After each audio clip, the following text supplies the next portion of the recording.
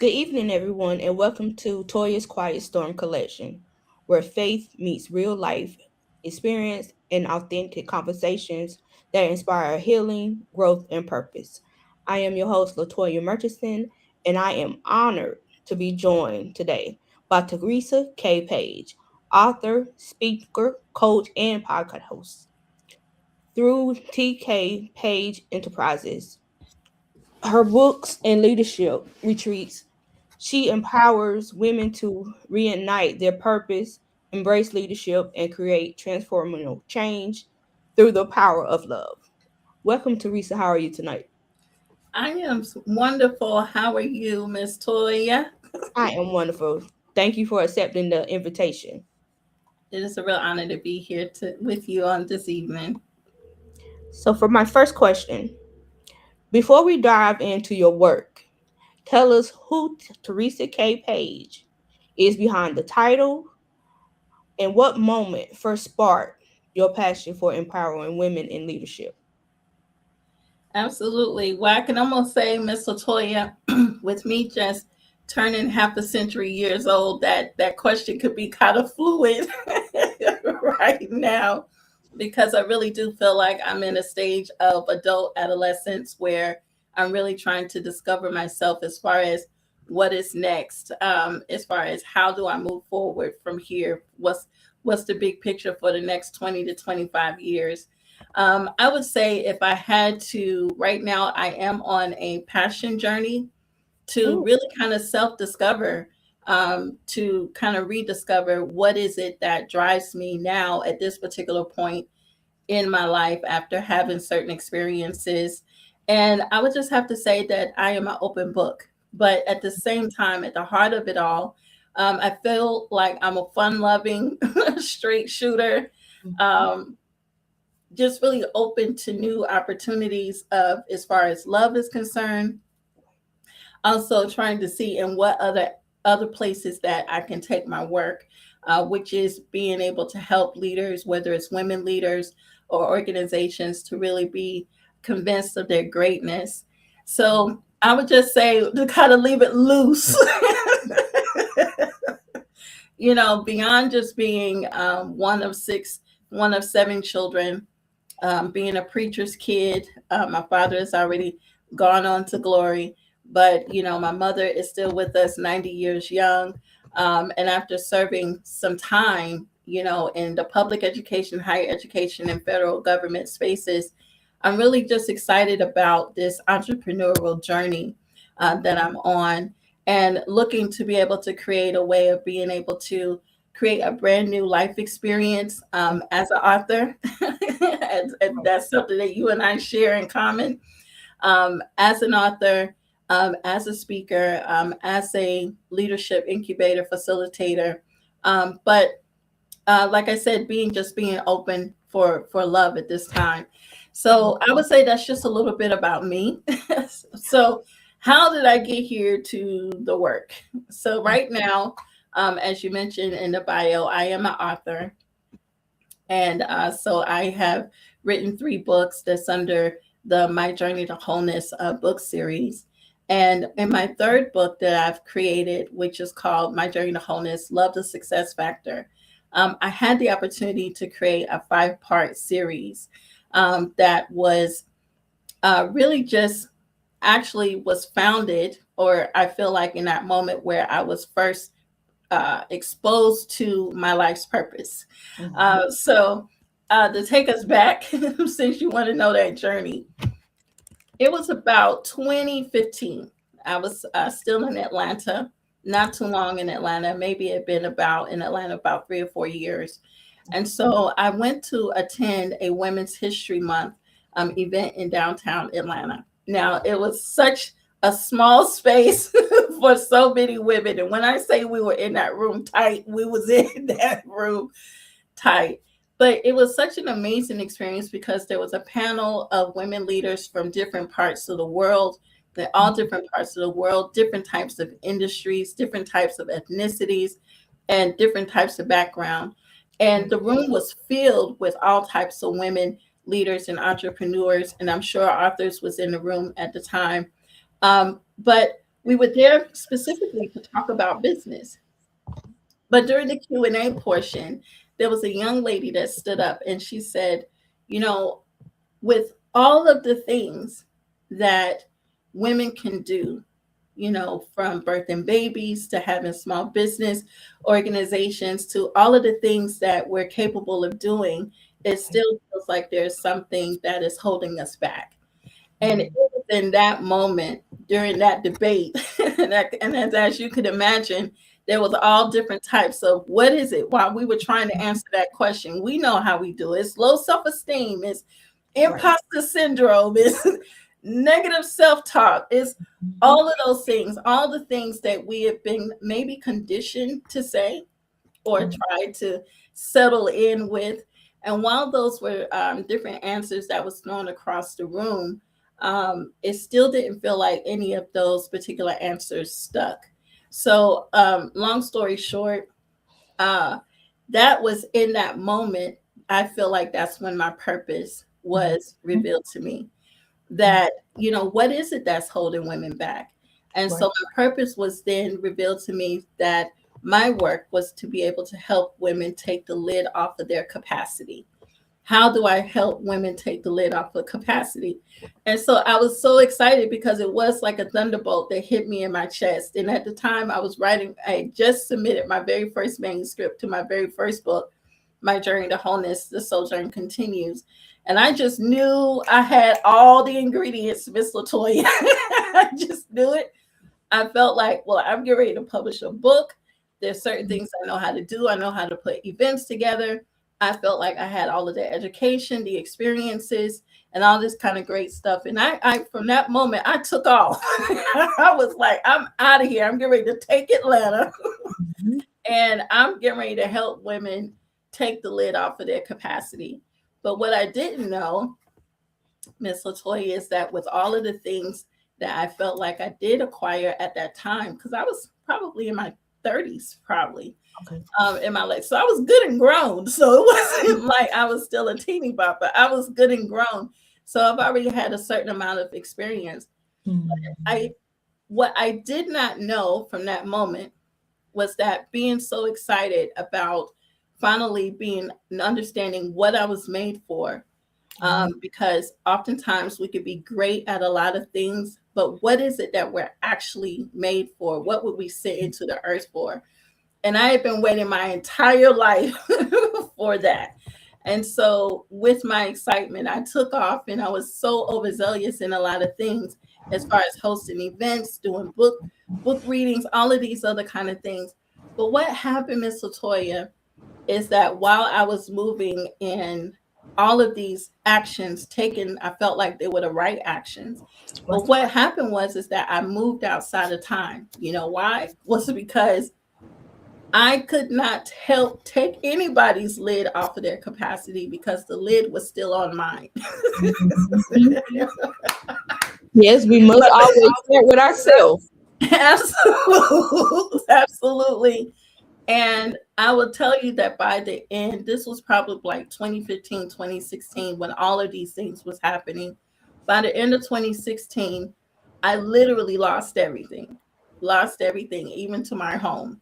And so that's not something I talk about a whole lot, Right. but it wasn't so much about losing my home. It was then I was then put, I would say, into a life classroom where then I was then now to go through this process of purpose development to prepare me for the work that I was supposed to do to help take the lid off of women's capacity.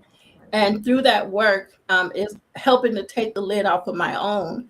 That is when I was able to finally put together this 5-part series. After so all of this time, it was probably maybe 3.5 years during this process, purpose development process. And so probably 2021, as I mentioned, all of this started in 2015, 2016.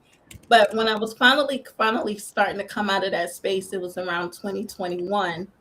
And I just come out of the higher education space. And then I had this whole chasm of time.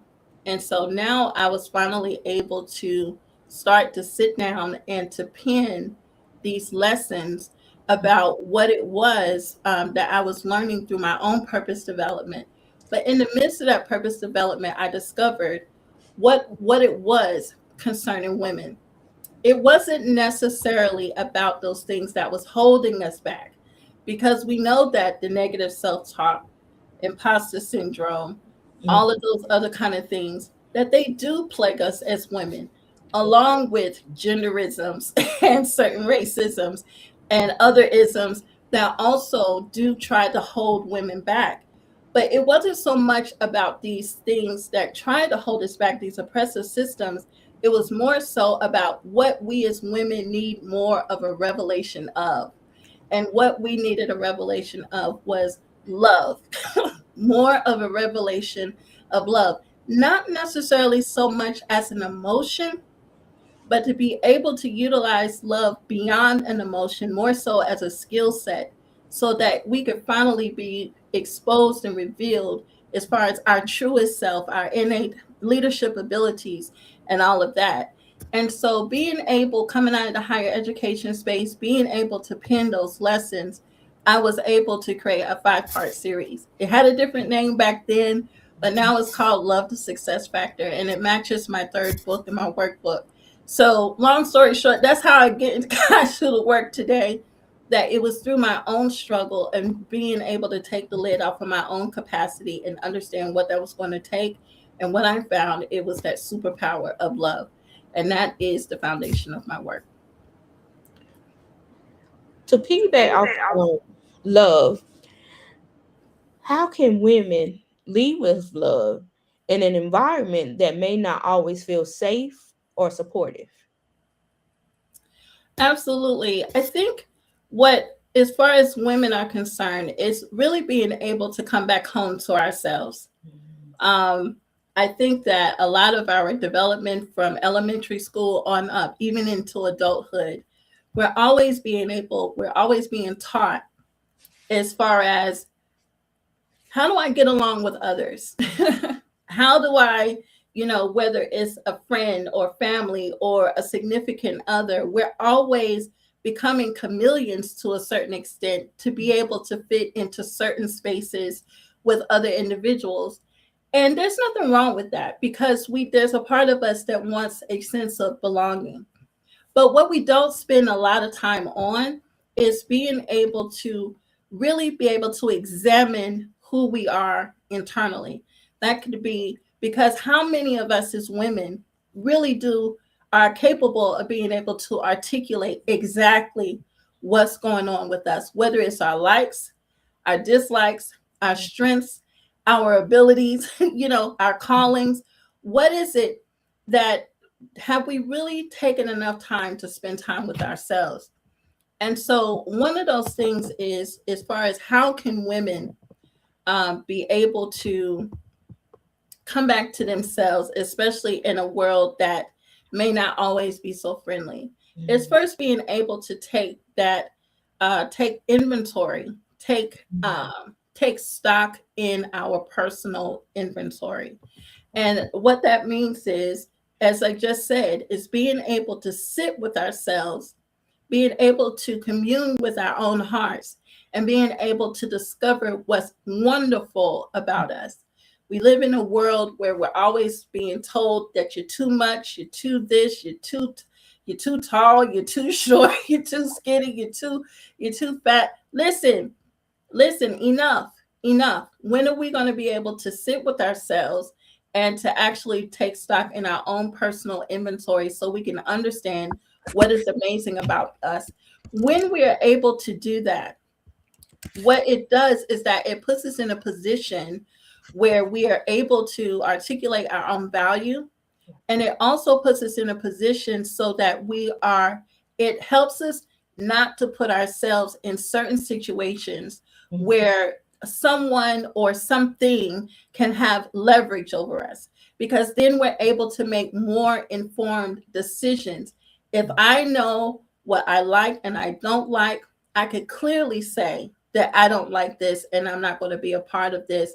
So being able to commune with yourself, taking stock in your own personal inventory, will allow us to make better informed decisions about everything, whether it's a life partner, whether it's in our work, whether it's where we choose to go.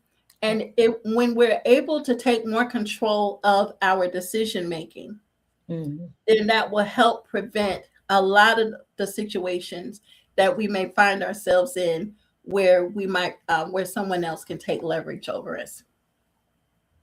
That's powerful. Um, you help women realize unfulfilled goals. What's the first step in moving from I wish to I will?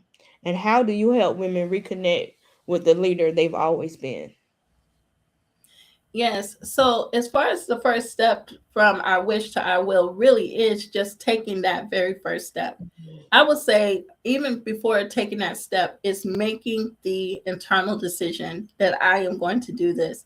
There was a young lady that I had a chance to interview on my own podcast some time ago. She said something. She was in the healthcare industry. She said something that was so powerful because she was saying oftentimes we make decisions about certain things, but when we don't act on it, at some point, our bodies will stop believing us.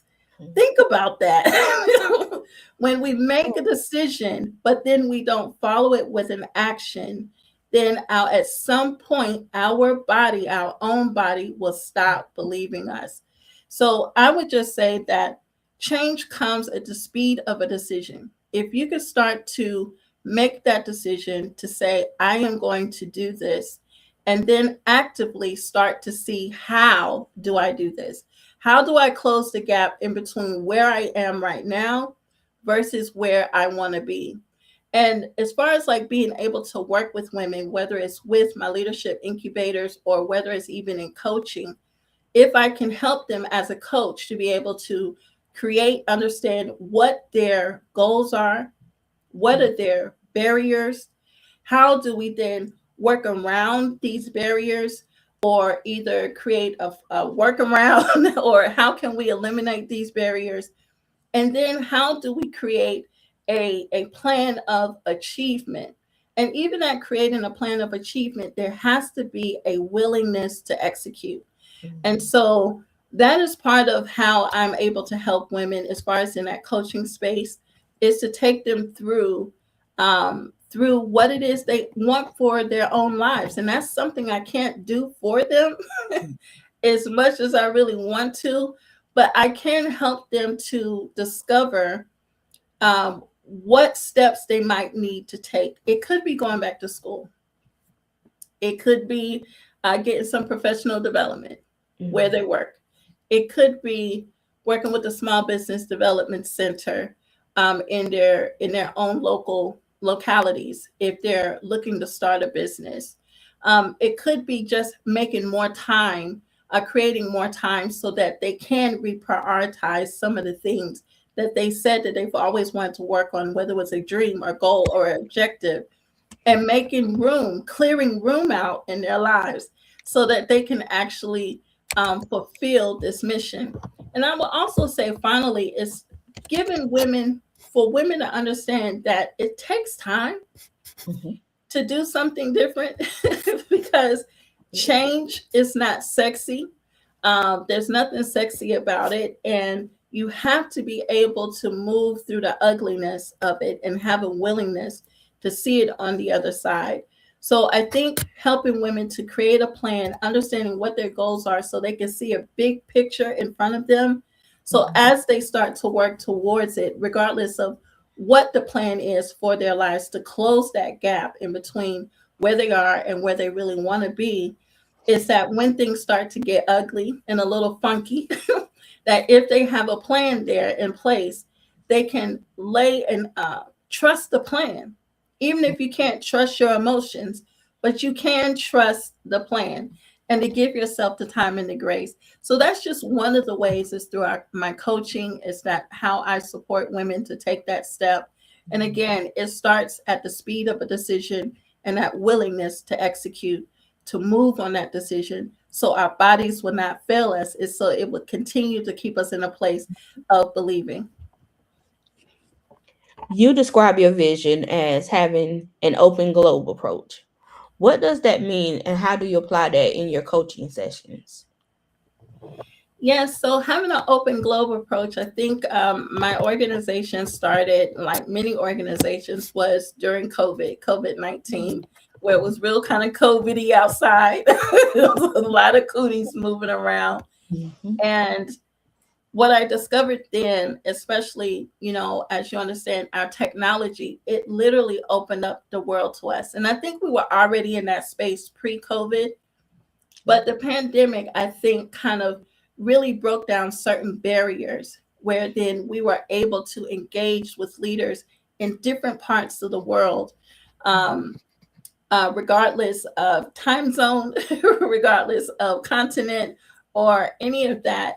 And so it was during that, in the early days of this entrepreneurial journey, doing a lot of aggressive networking, and then being able to start my own podcast and being able to, and then also podcast guesting on other platforms. I believe my very first podcast was with a gentleman who lived in Rome. he Wow. lived, he lived clear across the world. And I've had the honor to be able to be on other platforms or have guests on my platform, in different parts of the world. And it's such a blessing that even though I haven't met these people in person, it still feels like there's somebody that I know, that we still check on each other, like, hey, I hadn't seen you on social media in a little bit.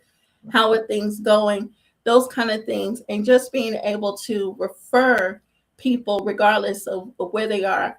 While technology can be an ugly thing, technology is also a blessing.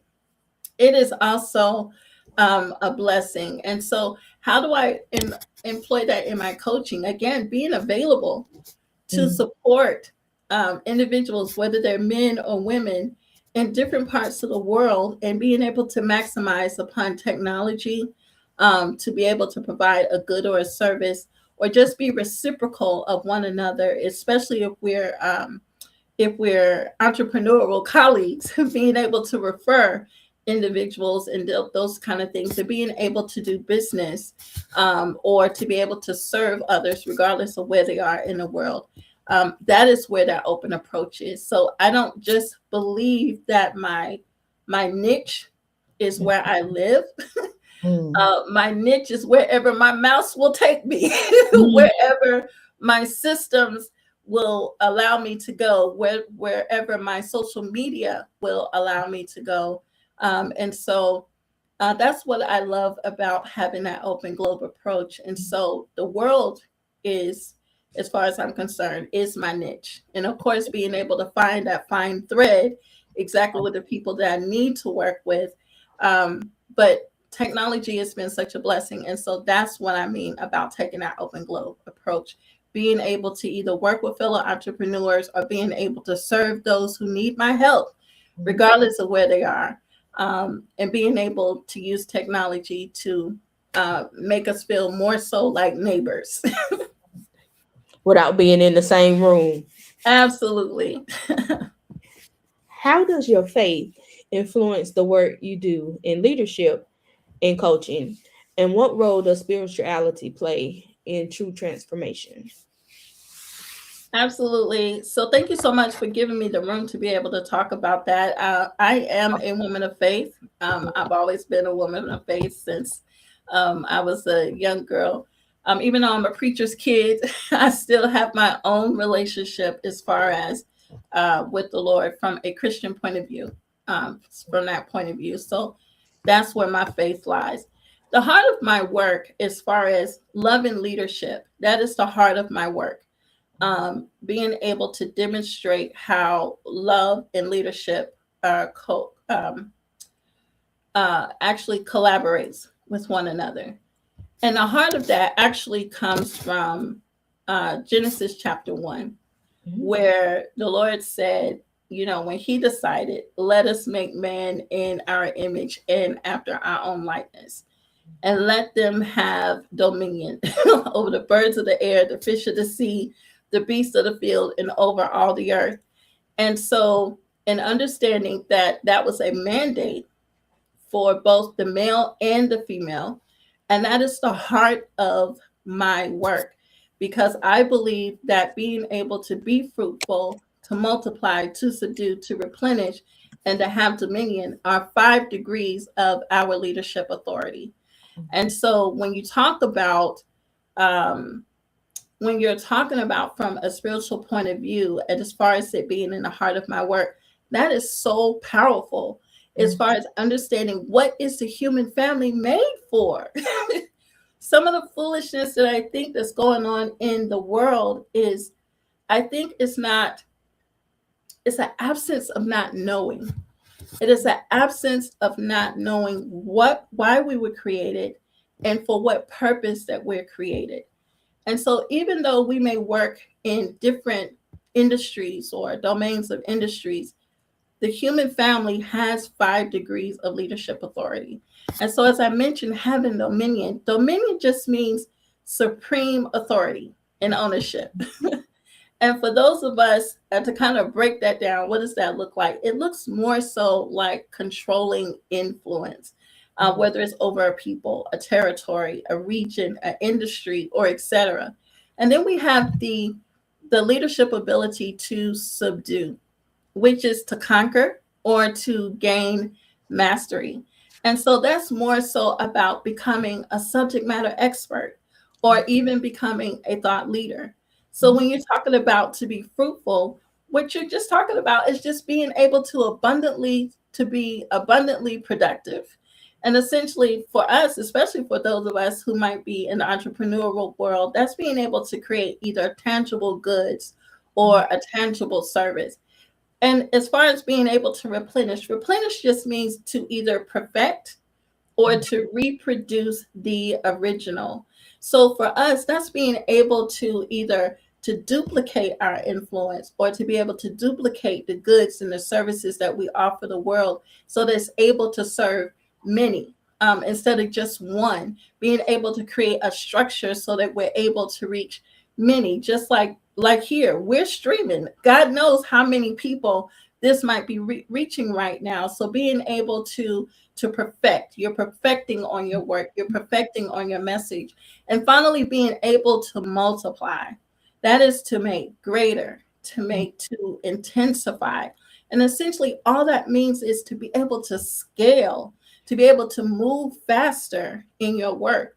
So as far as like how does spirituality feed my work, that is the heart, the center of my work, is being able for us to understand that we were made for dominion. That is love in action, that we are love personified.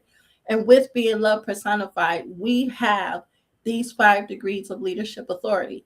And leadership authority is not just for some, as some has tried to make us believe. It is for all of us, regardless of what it looks like, whether we have a leadership position or whether we just have the statehood of leadership.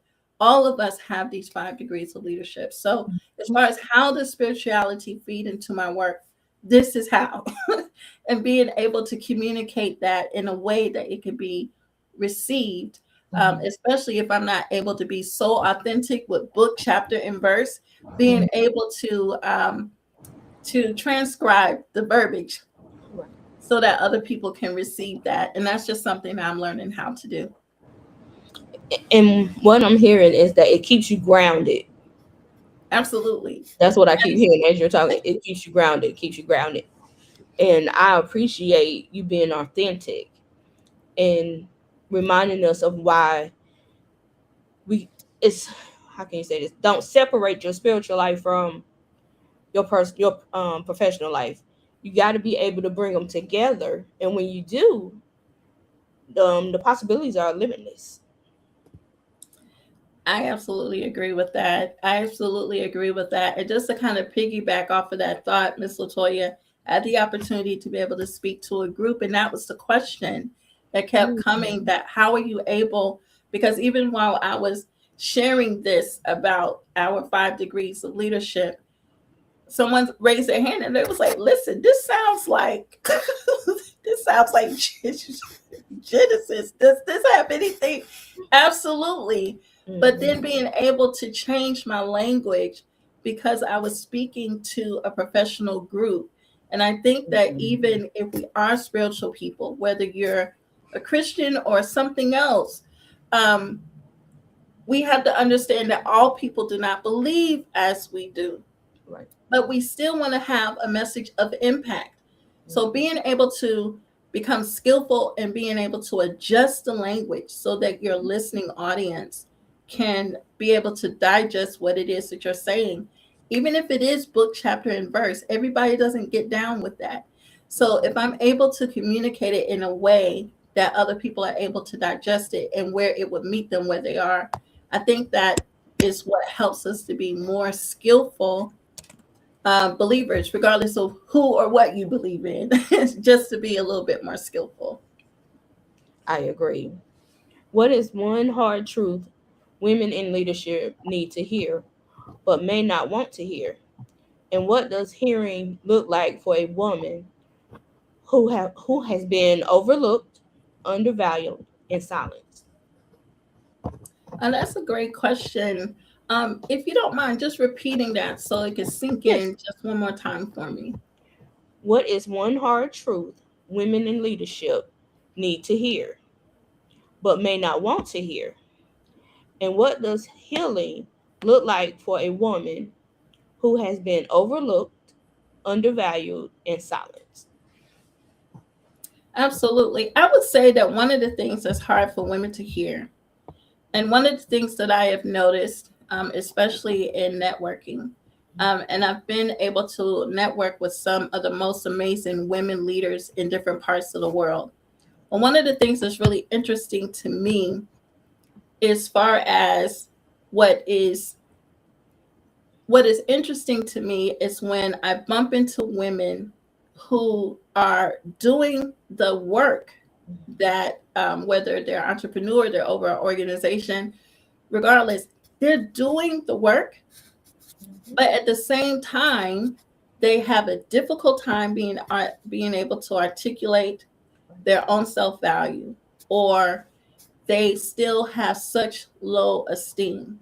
Um, so, as far as a hard truth for women, I think that it's possible. It is definitely possible to do the function of your work, but if you don't see yourself up here in your head, if you don't see yourself as the leader that you need to be, it's possible that you could be doing the functions and still be blind to the statehood of the work that you're doing. And even though you might be doing the functions, you might not be meeting your goals or hitting your goals as either quickly or as effectively as you should. I know about that because I experienced that myself. The very first leadership position that I stepped into, especially in higher education, because I had been with the organization for such a long time. When I first came to the organization, I started out as a support in a support role. And I did great in my support role. But then when it was time for me to transition into leadership, I had the title of leadership. But I never saw myself differently up here. I still saw myself in that support role. And as a result of that, when I stepped into that leadership position, I was working so hard to convince the people that I now had the opportunity to lead, so to speak, to convince them that I needed to be there. So then now I'm spending more money in my budget. I'm making these crazy decisions. I'm trying to make people who are literally my team, I'm trying to turn them into a family, and all of these other kind of things. They were small things, but then they had the opportunity to balloon up into bigger things. So when we don't see ourselves, we are not always making the best decisions. So how do we finally get a hold of that? I think it goes back to that place again, as far as being able to take stock in your own personal inventory. I think it's also important for women to also to update information about themselves.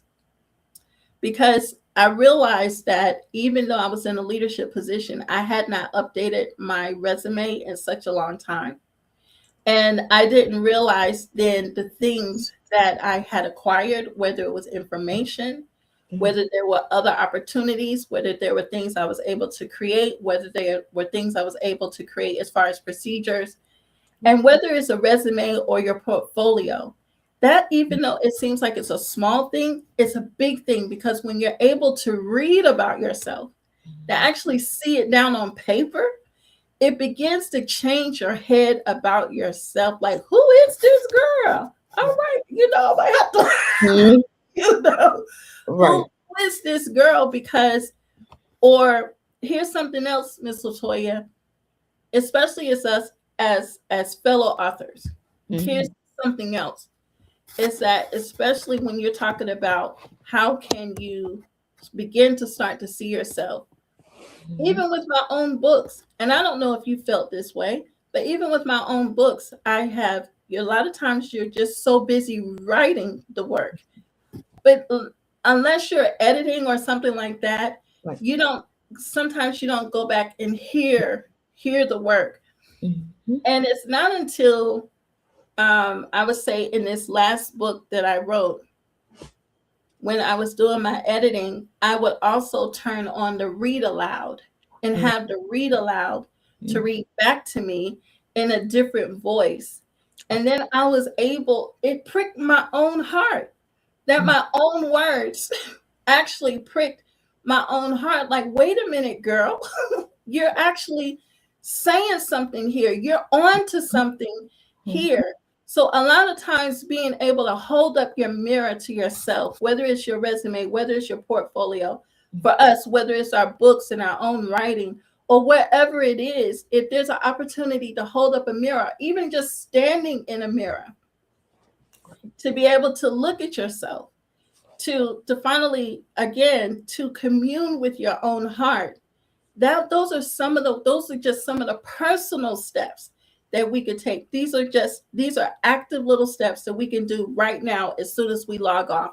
This is not something that you got to go far off to go Mhm. see or got to hire somebody. This is something that you can do in your own time. Just go back and read something that you did, or go back and look at the project that you completed, and different things like that. When you're able to see the work that you're capable of accomplishing, I think it changes the game for us Right. just a little bit. And those are just, like I said, those are just some of the smaller things that we could do. And I hope I answered all of that question. I think there You was a did. second part to that, but I hope that kind of buttoned Mhm. up all of that. I would just encourage the women and the men, and the men. We're not going to leave the men out Right. on this, because our men are great.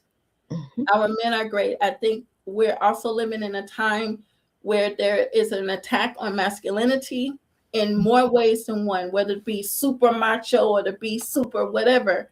Right. My thing is that regardless of who we are, what our gender is Mhm. that being able to be reminded of and being convinced of our own greatness, whether going back to look at something that you've accomplished, Mhm. so it can start changing your head about yourself a little bit. I'll say one more thing, and I'm gonna let this part go. We're living in an age of AI, Mhm. and everybody wants to see AI as the evil that is. It's such an evil. And AI, if you want to use it for evil intentions, guess what? You're going to get evil intentions back. Right. But one of the things that I've learned, even with AI, was that even taking my own books and loading it up, my manuscript, loading it up into AI and Mhm. asking it to analyze it for me, has changed the game tremendously. Okay. Because as far as what I can actually do with it, I Mhm. felt like I could only do this little thing over here with this particular niche over here. But what AI has helped me to discover, not only do you have the niche of the people that you want to work with, but there's actually 4 other niches that you could Mhm. possibly work with. So it has opened my head to such a degree. So again, going back to your work, your previous work, or even taking some of your present work and even running it through AI and asking AI to analyze it, so Mhm. it could give you, so it could break things down and with a smaller cone to help you to understand what you might actually have on your hands. And Mhm. it will also just again help you to settle in into your own greatness and into your own genius. And again, that falls back into that leadership authority that we have as far as being able to be fruitful and to multiply. So we're much more amazing than we give ourselves credit for. Definitely. One final question. Where can our audience connect with you, support your work, or attend one of your retreats? Absolutely. So the audience could definitely catch me on my website, which is teresakpage.squarespace.com. There, they're able to learn everything that I'm working on right now, which is first and foremost Love the Success Factor, uh, which um, which is a leadership incubator. So it is this. This is what I was talking about, the 5-part series along with my third book. It comes along with my book and my workbook. And it is an opportunity for whether it's women organizations or senior leaders, or nonprofit, faith based, or professional organizations that really focus in on leadership development and being able to develop their transformational leaders. They're able to learn more about this incubator.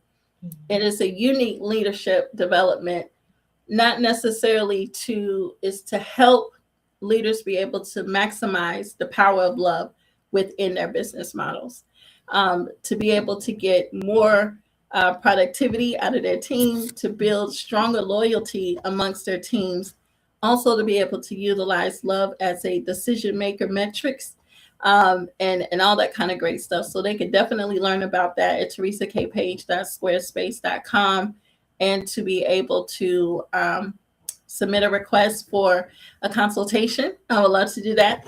They can also follow up with me and all of my books, the My Journey to Wholeness book series. From the very first one I published in 2015, The Sojourn Continues, and the second book in 2019, Love Letters from the Throne, Volume 1.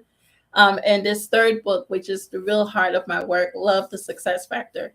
They can check all of that out. They can also, on the website, be able to learn more about my podcast, the Women's Leadership Mindset Series, which is my demonstration of love to my fellow women leaders, entrepreneurs, and authors, as well as men of influence and affluence, where I can shine a light on the work that they're doing in their part of the world. And they're also there, they're able to connect with me on all of the social media platforms, whether it's on YouTube, LinkedIn, and Facebook. So come and see me, come check me out over there, and let's get some work done. Teresa K. Page. It has been an honor to sit down, not only to talk, but to learn from you tonight. You gave me some nuggets that I can go back and apply to what I do, especially my writing. I never thought about doing the analyzing through the AI to get, just to see what it would look like from a different perspective. So thank you for being transformative, informative, and authentic. Thank you Thank for you. tuning in to Toya's Quiet Storm Collections. If this conversation spoke to you, I want you to take a moment and reflect, because leadership, your voice, and your purpose still matters. Have a good night.